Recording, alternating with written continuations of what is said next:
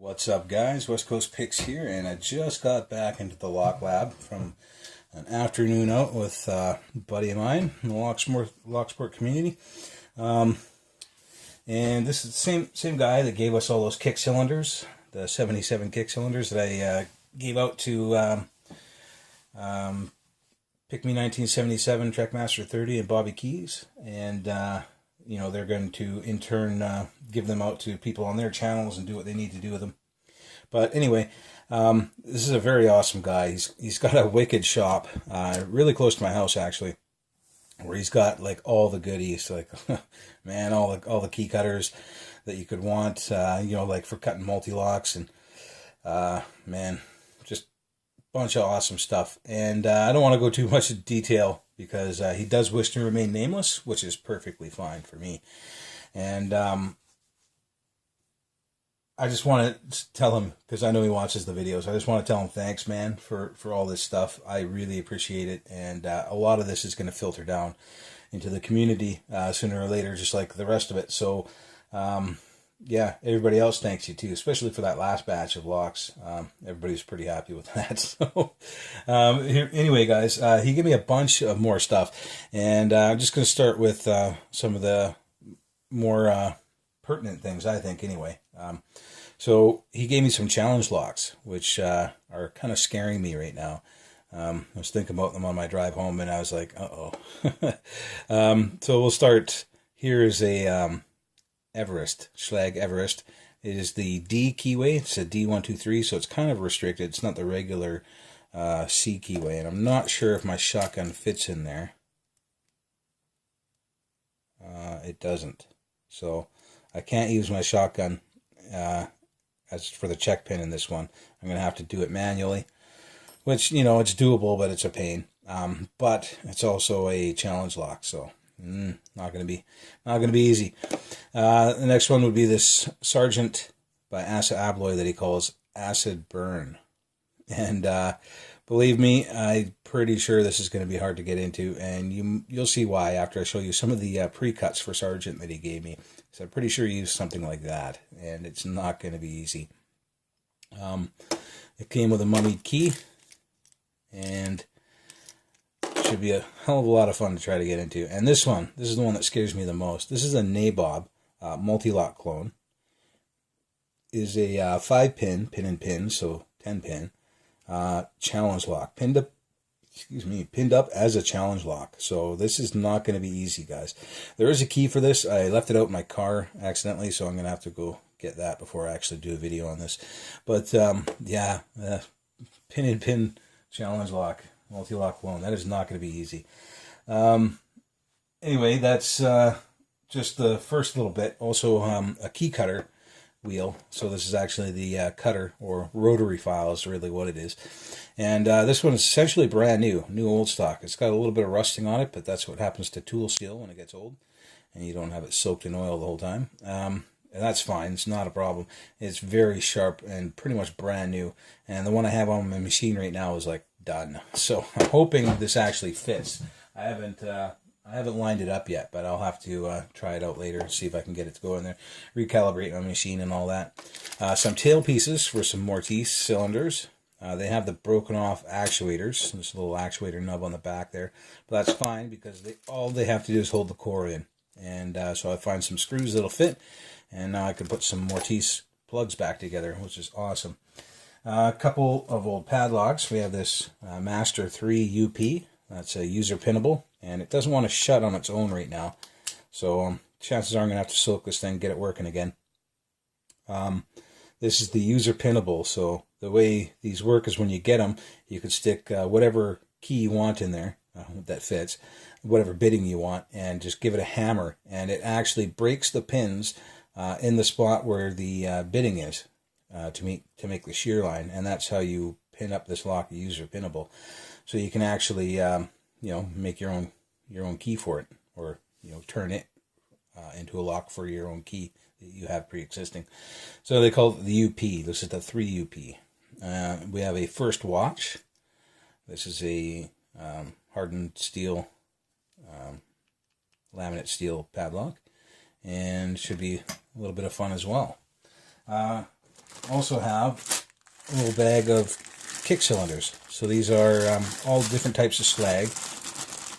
That looks like a regular C keyway. Yeah, they all look like regular kind of slags here. There might be the odd FG or something like that, but very cool, because kick cylinders are really fun to make into challenge locks, and they don't weigh a lot, so you can usually send a lot of them out and not increase the size or the weight of your package. Also, he sent me a bunch of L blanks. These are Schlag L, which is their universal keyway. This fits almost every single Schlag type keyway. So this is your regular C keyway. Fits in there, no problem.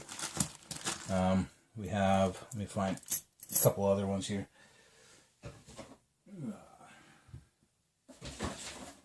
So this is an FG keyway. I don't know if you can see that, but it is different, much different. Even says, oh sorry, this is an F, not an FG. It says F on the back of the cylinder. Sometimes you can tell the back of the plug will be stamped with what it is. This one says F, and it fits in there as well. So obviously doesn't operate it. Anyway, so this is the universal keys for Schlag. And as you can tell, they are almost blanks. They've got a couple little nibs out of them, but for all intents and purposes, these are totally usable. Very awesome. Very cool. There's like a dozen of them there, so I'm psyched about that as well, because sometimes it's hard to find those specialty keys for the Schlag. Keeping with the keys here, we got some aluminum blanks.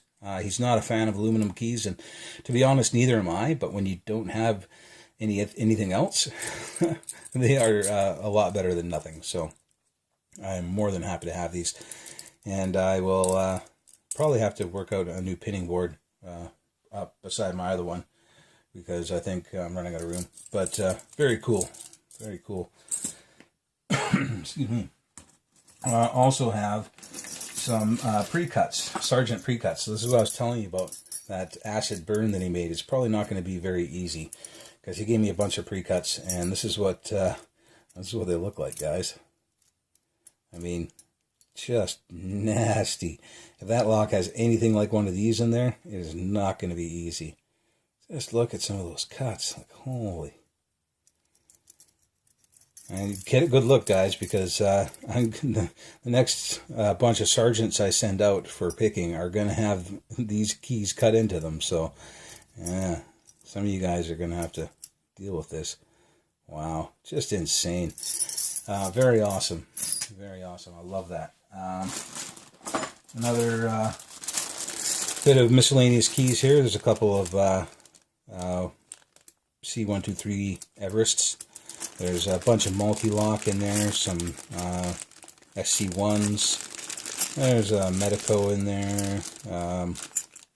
Mostly multi-lock, a lot of multi-lock. One Yardini. Pretty damn cool. A lot of awesomeness there. And also some spacer keys, depth keys. So these are a full set of Weiser, starting at 0 and ending at 9. So you actually have all of the cuts available here. And the last one is actually a bump key, which is pretty damn cool. And then almost a full set of Schlag.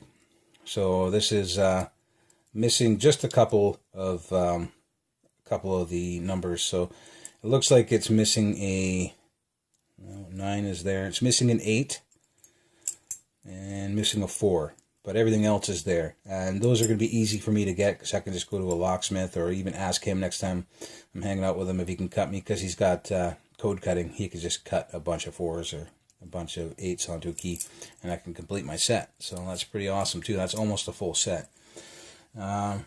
Pretty wicked. Pretty wicked. Other odds and ends are a few, I don't know if you guys can see them, Mortise cylinders in here.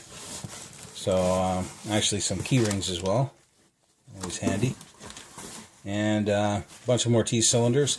3 of these are actually LFIC. These three in the corner there are LFIC holders, so to hold large format interchangeable cores.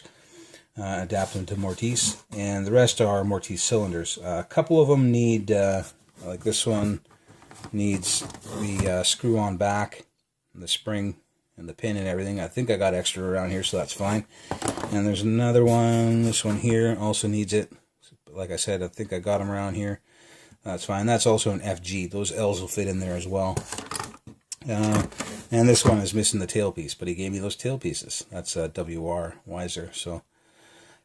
yeah, so I should be able to get these going, and that'll be awesome as well. Anyway, guys, dropping stuff here. Let me move some of this stuff out of the way, because he also gave me something else that's pretty awesome on loan, because I'm not really even supposed to have it.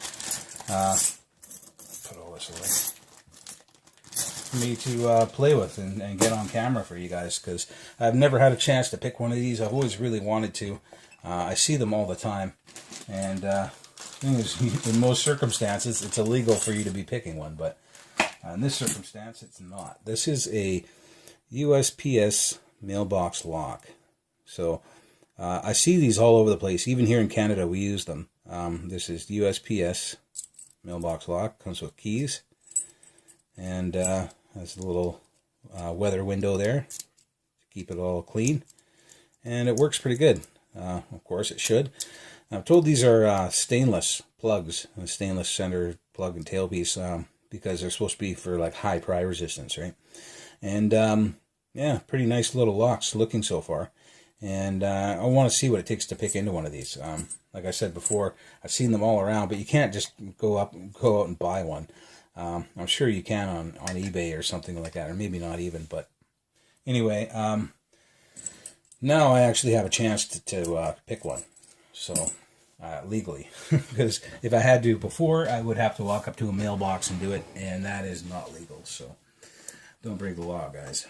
Anyway, I'm going to try getting into this thing. I'm going to try tensioning from the top of the keyway here, and I'm actually going to try using this little weather window. I hope it's connected to the plug.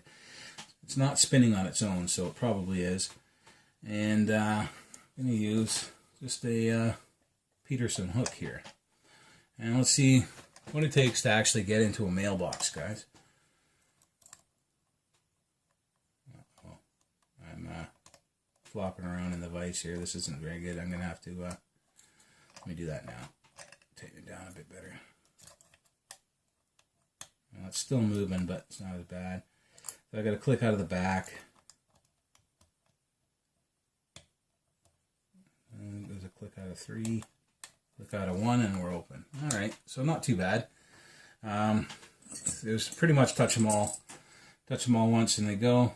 Yeah, it looks like I didn't have to click 3, so it was 1, 2, and 1, 2, and 4, and 3 was on the ground because I only got 3 clicks out of this lock. So, but that is it. That is the USPS mailbox lock.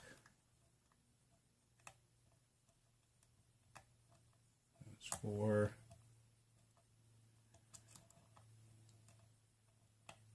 2,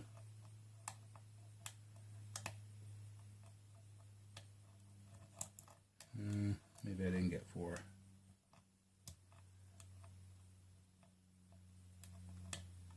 No, that's 4, 2, and 1.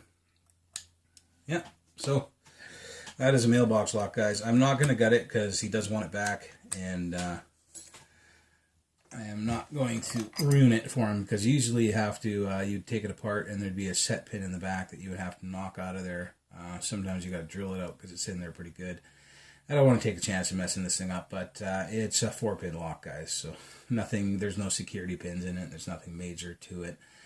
But I did want to pick one ever since I started picking, and you know, you don't get the opportunity to legally pick government locks like this. So anyway, not hard at all. So if you ever need to get into a USPS lock, legally, mind you, it shouldn't be too hard for you guys.